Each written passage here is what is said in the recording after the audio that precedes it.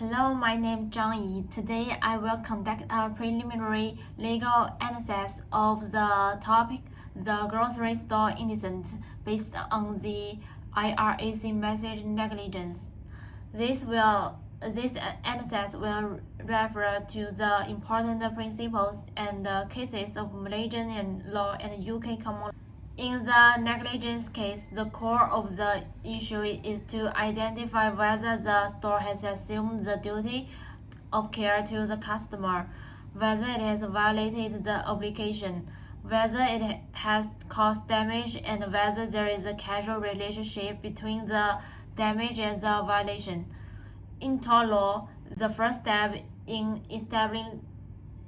establishing negligence liability is to determine whether duty of care exists. If caretaker is not obligated, it does not constitute negligence at all. So our first issue is whether caretaker has a duty of care for Asia as a customer. There are two key points in the establishment of negligence responsibility, breach and causation. They correspond to whether caretaker breaches the duty. Does the shop assistant who is aware of the danger on the ground but fails to take attention constitute a violation of the duty of care? Was the unclean liquid the direct cause of Asia's fall and injury? In addition, there is another aspect that is the most important, which is damage.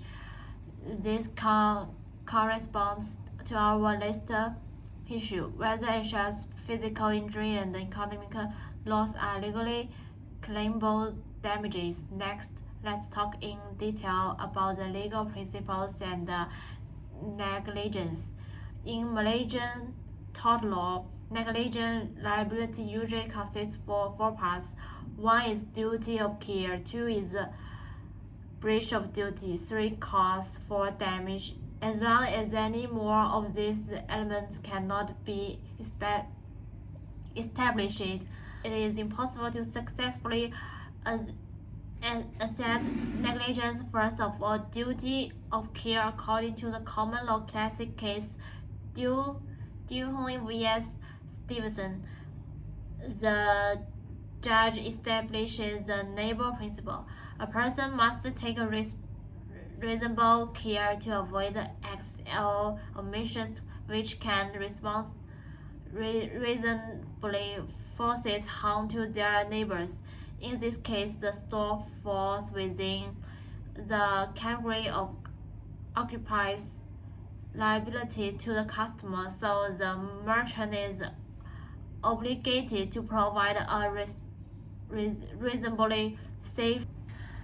Then let's take a look at breach of duty. Whether an obligation is violated depends on the reasonable person test. That is, a defendant breaches the duty if they fail to act as a reasonable person in the same situation. The most reasonable measure for a store in the event of this incident is to immediately clear the liquid. Place a warning sign to remind customers of sale of this area. Let's take a look at the caretaker's behavior.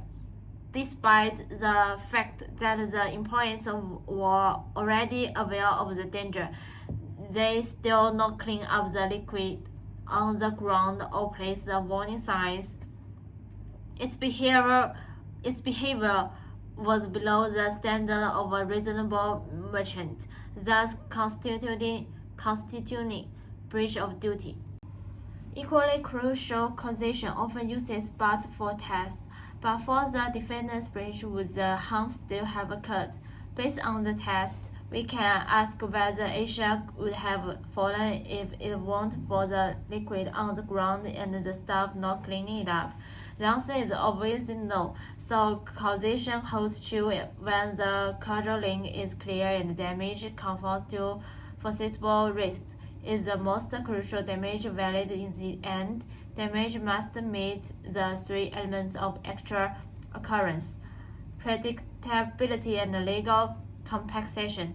If damage is to be established, the plaintiff must prove that they have suffered actual damage, including physical injury, mental distress, medical expenses, and loss of income.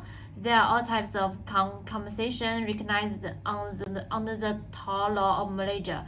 The damages suffered by Asia in the case include sprained ankle, bruising, medical treatment costs, loss of wages, physical pain. All these damages fall under the category of actionable damages recognized by tort law. Moreover, these damages are directly related to the slave behavior and are also foreseeable consequences. In this case, they fully fall under the category of damage. All four elements of negligence liability are met in this case. Therefore, Asia is very likely to successfully sue for negligence and obtain compensation.